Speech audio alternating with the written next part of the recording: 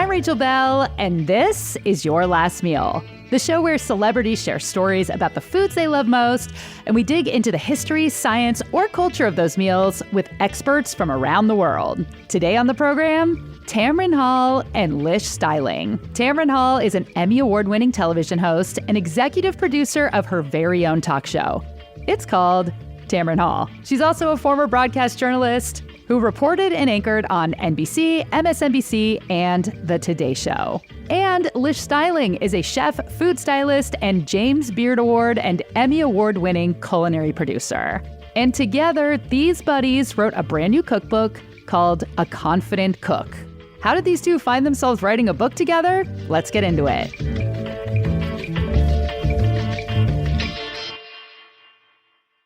Hello. Hi, how are you? Good. Look at your kitchen is now like a PR zone. You got posters, you got books. Thank you so much. So good to see you. That's a beautiful red lipstick, by the way. Thank you so much. I've been looking for the perfect one. I want to start off with your friendship story. I love having friends together on the show. Usually I have people one at a time, but it's kind of magical when friends come on. So tell me your friendship meet cute story, your origin story, and how that blossomed into a food relationship.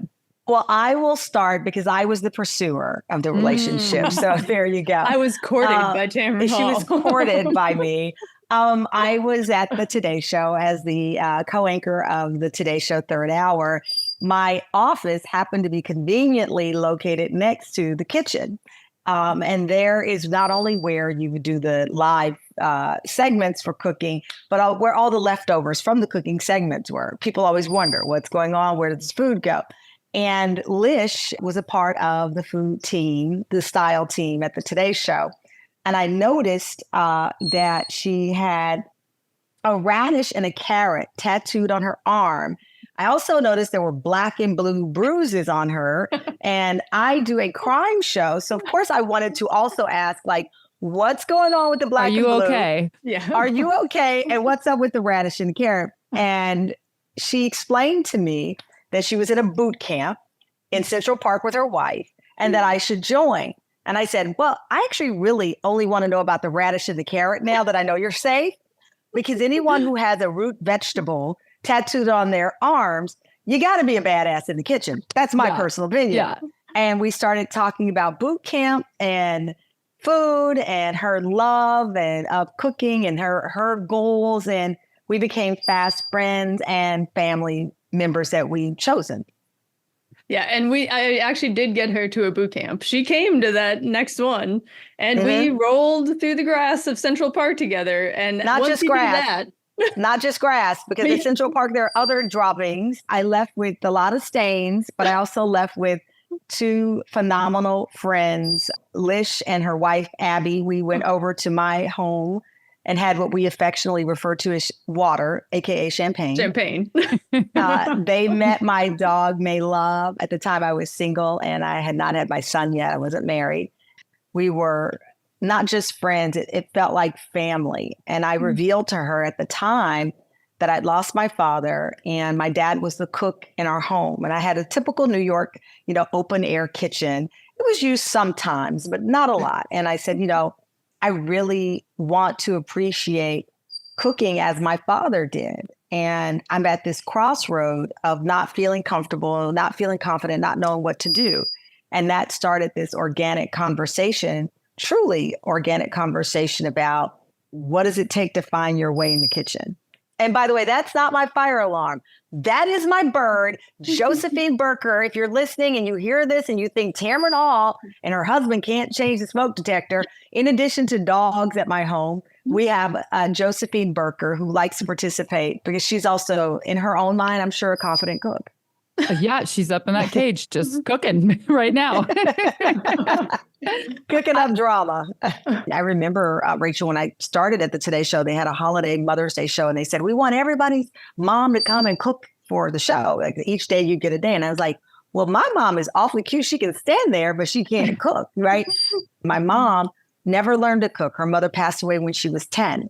It turned out to be my stepfather, the dad that God meant for me to have, who created this love of cooking. It turns out that this friend that I meet while AKA stealing food from this Today Show because I wasn't cooking at home, became my sister, and we together found this confidence in the kitchen. I believe in something called friend pheromones, because there's just people that you meet and you instantly feel comfortable with, and you can just talk and talk. And then there's people you meet who on paper you should get along with, you have everything in common, but it just doesn't flow. And it sounds like you guys had a total like explosion of friend pheromones. Can I just jump in and say, I appreciate you saying that, Rachel, because here's the deal, full transparency. You know, at the Today Show, which I had a great time, and Savannah Guthrie is still a great friend, Al Roker, and I have great relationships even all these years later. People assume that, you know, on-air talent, friends with on-air talent, behind the scenes people, friends with behind the scenes people. And to your point about friend pheromone, there was something in the energy between myself and Lish. She's from Wisconsin. I am from Texas. We share the same haircut, very different complexions and different sunscreen levels. But I love that you said that, because on paper, you know, I'm supposed to be hanging out with the other people on air, and I did, but there was a bond beyond words and beyond the expectations of who we are supposed to be hanging out with that turned into this real friendship with Lish. And I hope she feels the same way. Absolutely, 100%. And especially that first time that we actually hung out together at your place, and you were like, I haven't had anybody over from the show, like nobody's seen to my apartment. And we hung out for like 4 hours just chatting and drinking water and, you know, having a good time. And I feel like that just kind of, I mean, again, once you roll around in Central Park together, that sealed the deal. Okay. But the water and the friendship that developed after is like, that's what it was all about. And that's also a big part, Rachel, of our book, because so many, I moved out at 18. My parents were phenomenal. I don't want to say like I moved out with a little bag on my shoulder running out. I had a phenomenal relationship with my parents, but I moved out to go to college 1,528 miles from my parents' door to my university in Philadelphia.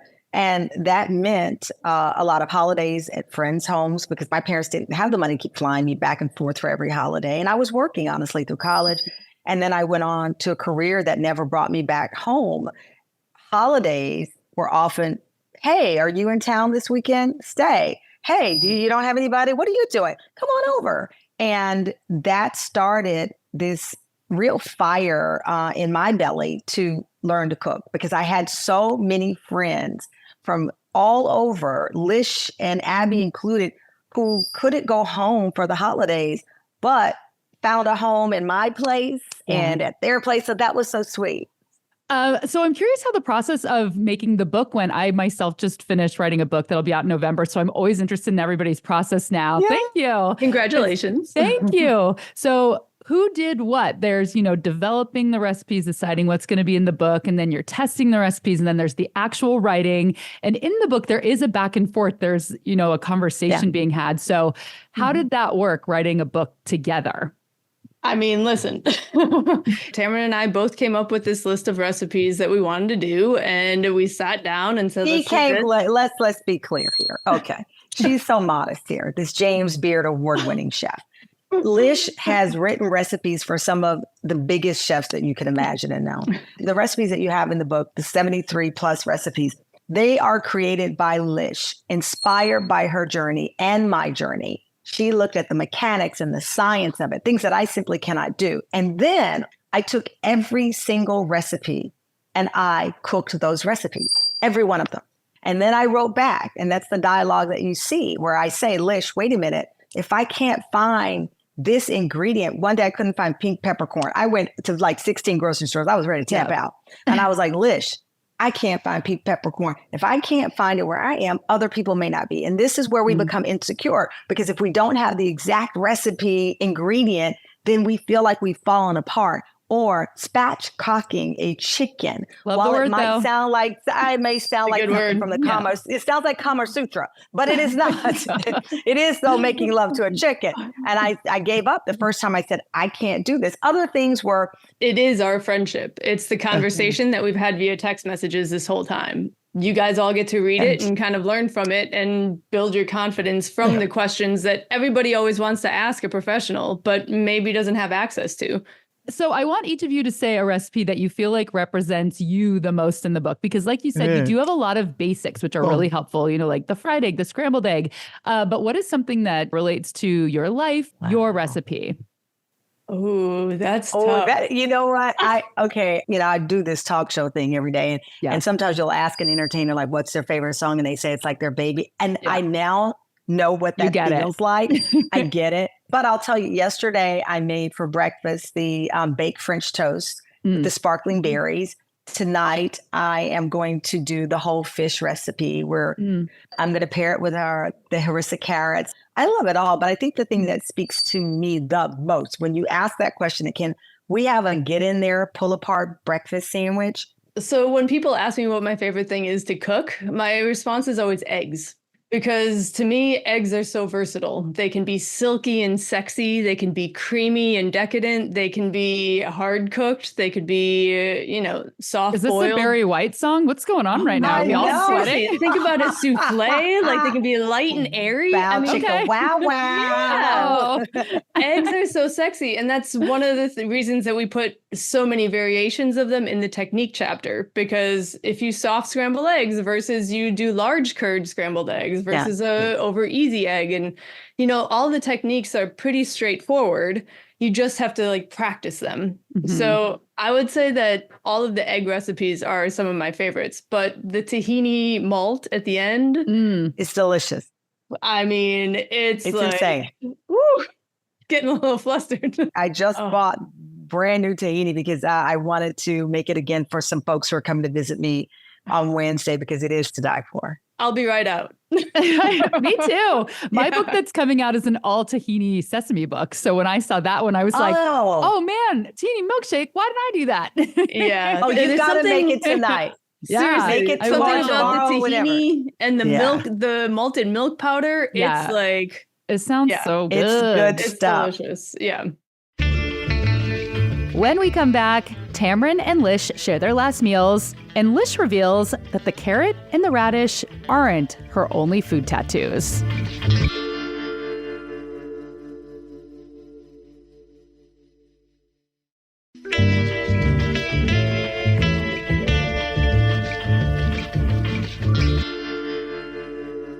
Let's talk about your last meals. Let's start with you, Lish. What would you choose to eat for your last meal?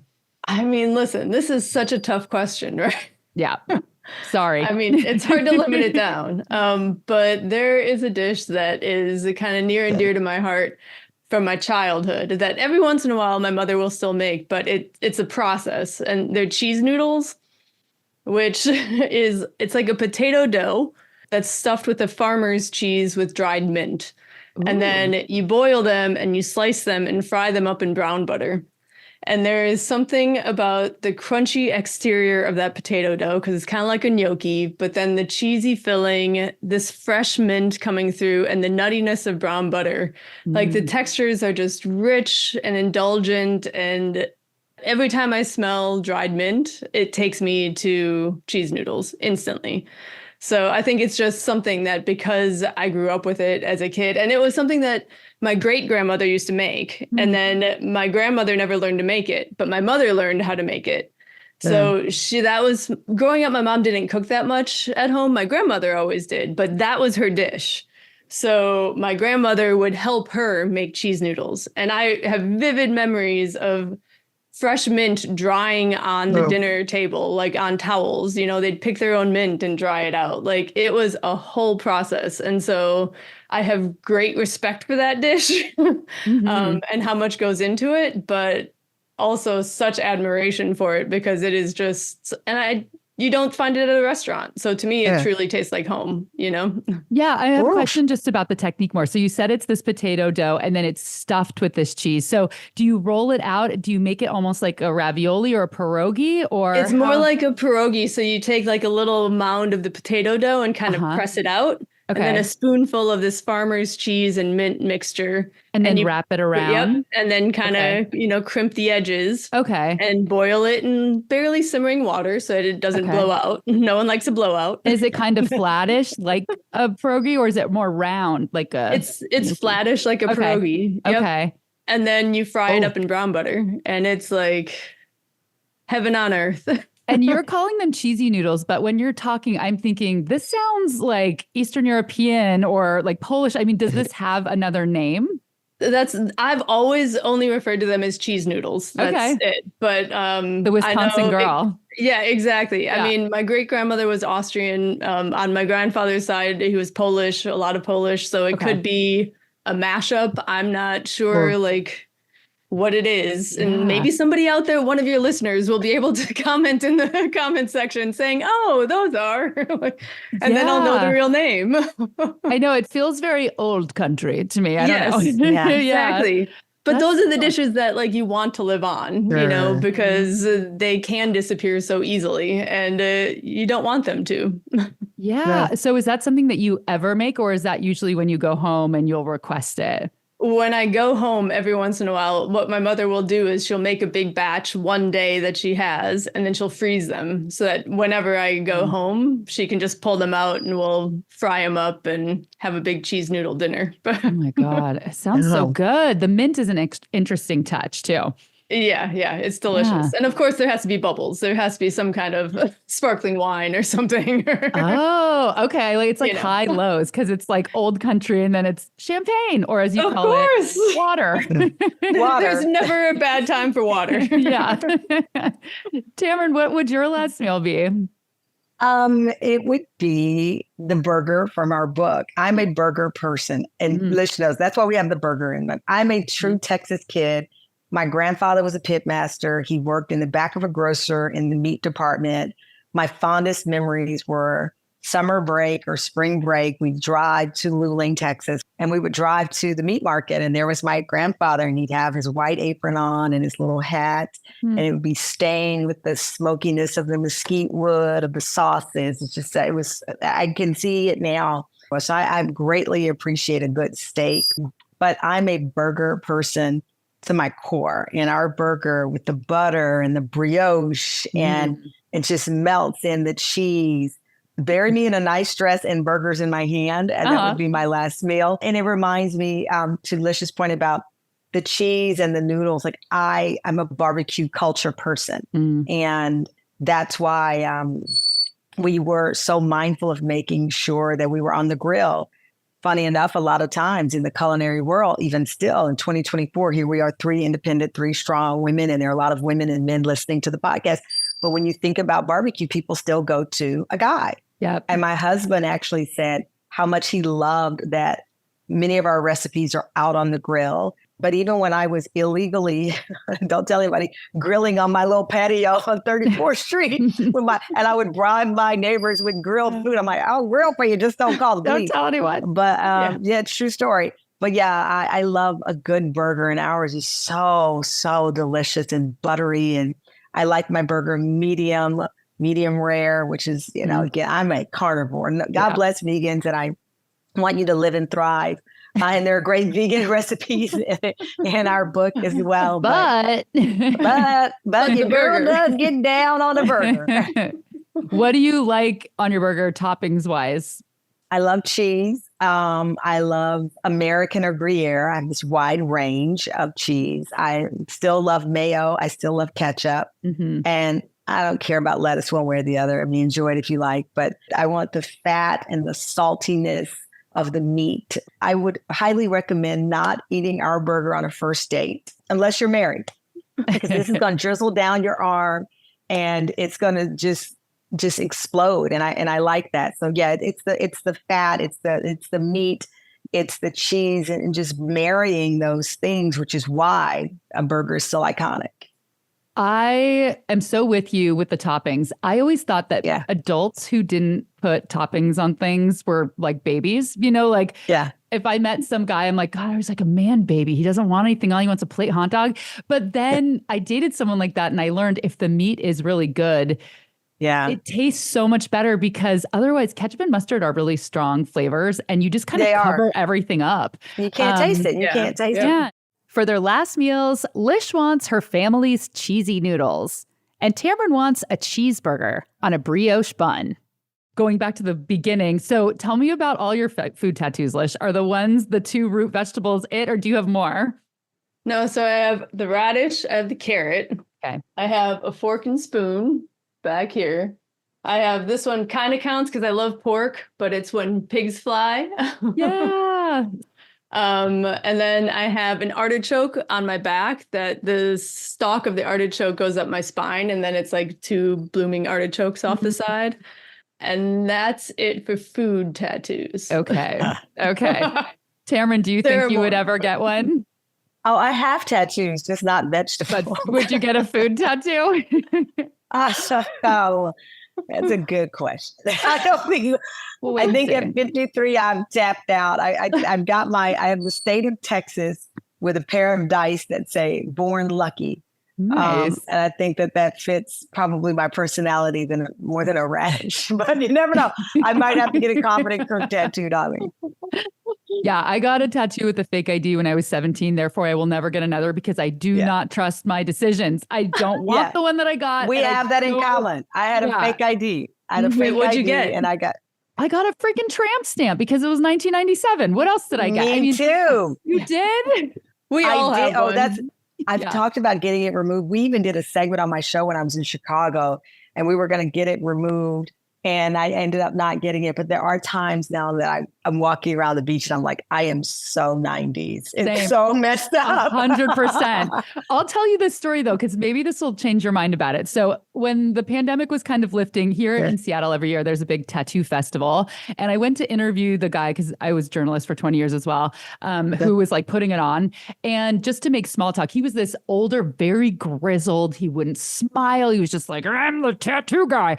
And just to kind of break the ice, I told him what I just told you. I got this regrettable tramp stamp when I was 17. Yeah. And he got really upset really fast. He goes, if I find the blank blanker who named it a tramp stamp, I want to beat him up. And he was basically saying that like, it's this patriarchal, anti-feminist term that's given women shame for getting a tattoo in a perfectly fine place. You know, he's like, it's just your lower back. And it's a good place to get it if you want to kind of keep it hidden. Yeah, I like that. And he was like, I don't know why. He's like, it had to have been a man who made it up. And they've been shaming women for this whole time. And you should feel fine about it. Don't call it that. And I'm like, okay, grizzled tattoo. I like this grizzled guy. I do too. What was his name? I don't remember. Well, I love him and his words matter. Yeah. That story. Last year, I put a call out to you, the listeners, asking if you had any food tattoos. And the stories were so good, I'm going to share them again.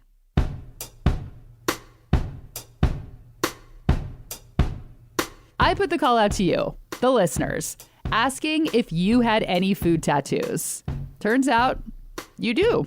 Hi, Rachel, a longtime listener, love your show. My husband, Brad, and I live in Tacoma, Washington. My wife and I have matching corn dog tattoos. So the backstory, when my hubs gets a corn dog from the deli, he eats the corny dog and hands over the stick so I can finish the crispy bits. We both wrote about that in our vows, and neither of us knew that the other was going to do it. On our first wedding anniversary, we got the matching tattoos. We love your podcast. Thanks. Bye.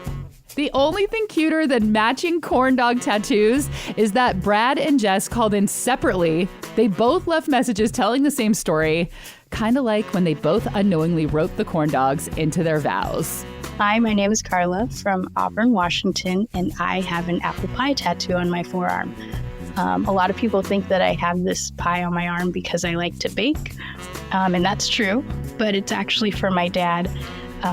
Who died in a car accident on the weekend of my 18th birthday back in 2002. Apple pie was the first thing I remember ever making with my dad in the kitchen. I was probably 7 or 8 years old, and it definitely didn't turn out as picture perfect as this tattoo looks, but it is a very vivid memory. Fast forward to 2011, and I ended up going to pastry school. I knew I always wanted an apple pie tattoo in remembrance of my dad, and I didn't get it till 2014 while in Vegas and walked by a tattoo shop. It ended up a bit bigger than I first imagined, but I love it. My name is Lydia, and I live in Nashville, Tennessee. I've got a cupcake tattooed on my right ankle. It's a chocolate cupcake with pink frosting and blue sprinkles and a little cherry right on top. I got this tattoo with my friend Lolly many many, many years ago. She has the exact same tattoo in almost the exact same place on her legs. We decided to get them because they were super cute, and we wanted something to link us together as friends forever. And now, mind you, this was before the great cupcake craze of the 2000s, so we were a little bit of a trendsetter. We got it mostly because we just wanted something cute. What's cuter than a cupcake? I don't know. It was so cute that our third best friend, Coach, decided to get one of his own. So now the three of us have matching, pink frosted, adorable little cupcakes. Have a great day. Hi, my name's Brittany, and I'm in Chicago. I have a tattoo of the dish Loco Moco, which is native to Hawaii, but I actually had it for the first time in Alaska, and I loved it. I had never had anything like it, really obsessed with it, and made it at home. And so when I went to Hawaii the last time, I decided to get a tattoo of Loco Moco to commemorate this amazing dish. Hi, this is Merrick from Seattle. I didn't choose the pizza life. The pizza life chose me, and therefore I have a pizza tattoo on my arm. I was really lost in my life, didn't know what I wanted to do. I got a job making pizza at the independent pizzeria, and it brought me a lot of joy. Everyone is happy when you bring them that hot, sizzling, beautiful, cheesy pie with glorious toppings. People love pizza, and I loved making it for them. Hello, I'm Stephanie from Seattle, and this is not about my food tattoo so much as the one I saw a little peeking out of on a first date one time. I was taken out to a cupcake restaurant by a fellow who drove up on a Harley. I say, okay, what's your most interesting tattoo? And he says, I have a steak dinner on my chest. And you know what? It is the regret of my life that I didn't ask him to take his shirt off right there. But you know what? It wasn't that kind of a date. It wasn't going to go down that road. You know what I mean? I wasn't going to see him without his shirt on. But literally, I have dreams. I keep thinking like, were there sides? Was there a fork? Was there a knife? I'm fascinated, and I'll always regret that.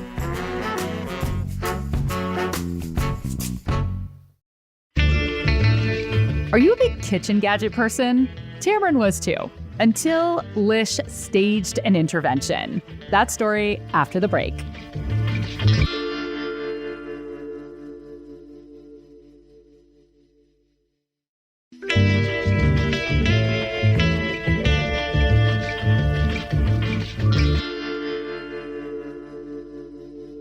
Lish, you are the trained chef and your whole career has been cooking. Is there something during this process or just since your friendship started that Tamron has taught you in the kitchen?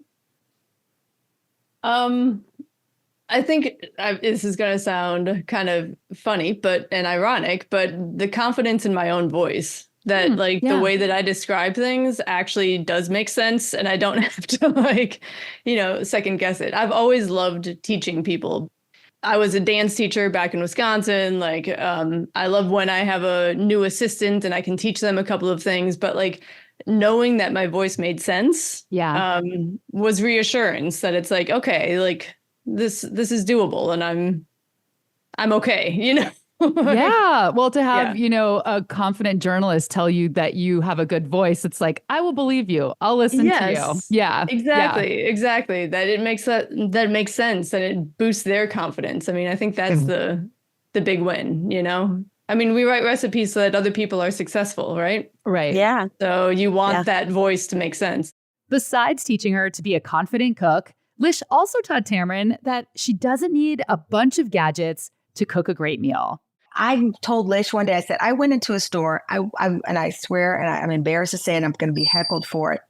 I left a said store with a bill of over $1,000 because I was buying every tool. Whoa. I could have been buying shoes. I'm buying every potato scrubber, garlic presser, all of these things that I thought would make me a good cook. Because and then I went over to her house and I cleaned it out. And threw it all out. We donated it all. Why'd you buy this thing? And I end up donating all you just need a good knife, really. Yep.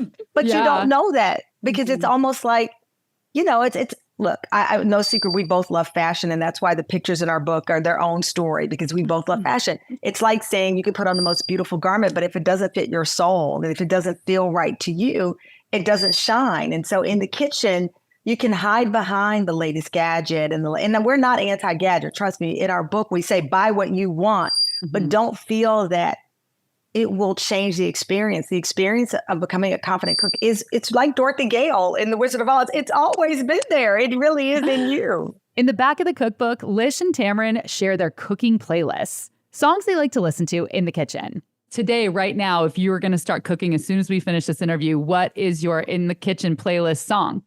Ooh, wait, there's a new one that I've been like obsessed with. It's not new at all. It's an old 70s disco song. Yeah. I haven't stopped dancing yet. And I don't know who the artist is, but it's called I Haven't Stopped Dancing Yet. Since we met on our first date, I haven't stopped loving you yet. Oh, okay. I love it. All right. I got to look up that one. Let me grab my phone. You got to look it up. You'll cook to it tonight, T. I like it. I'm going to look it up right now. And there's a really good, if you just like do a station based off of that song, it's so upbeat and happy. I'm like, why do we ever stop listening to disco music? I love disco too. I love disco. Oh, we're disco people. Oh, I like going roller skating still, and I just want them to play disco. That's all that I want. We I all don't need want to a hang modern out. song. I know. No. I'll be right there. I'm going to fly over in like 2 minutes. We'll have a dance party tonight. Yes. Tamron, what about you? What would be your kitchen soundtrack song right now today? Oh, I'm in Sag Harbor right now, and there's a nice breeze, and you know that song "Summer Breeze" makes me feel fine. That blowing through the cat. I don't know all the words, but yeah, I'm actually watching this mama bird who just laid her eggs on our awning, and it's the cutest thing ever. But there's like this nice summer breeze. My kids at the playground hanging out, and it's the song that I'm about to cook right now. So that's my vibe. What are you going to make? Well, I am going to make the pork shank, but it is the last recipe that I've yet to make. And I want to try it. My mother's in town and I was saving it for her. And we're going to then use it tomorrow. I make a salad and it's going to last for the week. And we're going to make tacos. And that was Tamron Hall and Lish Steiling's Last Meals.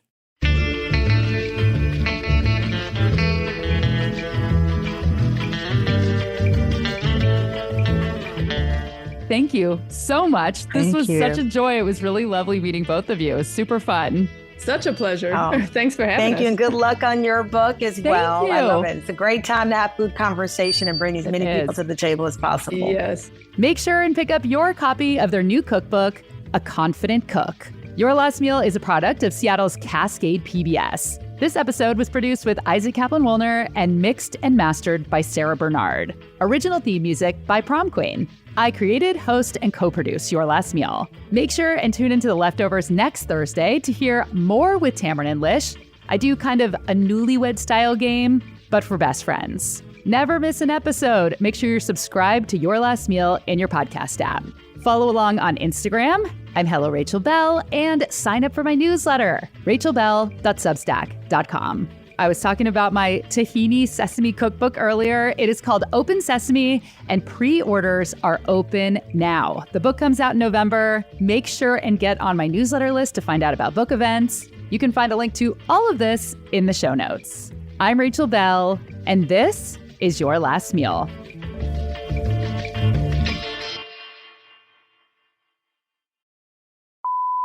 That's a beautiful red lipstick, by the way. Thank you so much. I've been looking for the perfect one always. This is the new Lady Gaga clean makeup one. Her stuff is amazing. I love her foundation. She does a great job. Yeah, she does. So obviously our complexions are very different. Yeah. She does a phenomenal job at complexion range. It's crazy. For a celebrity brand, because I know how hard it is sometimes, like people just put their names on, it's legit. Let me turn my ringer off. Oops.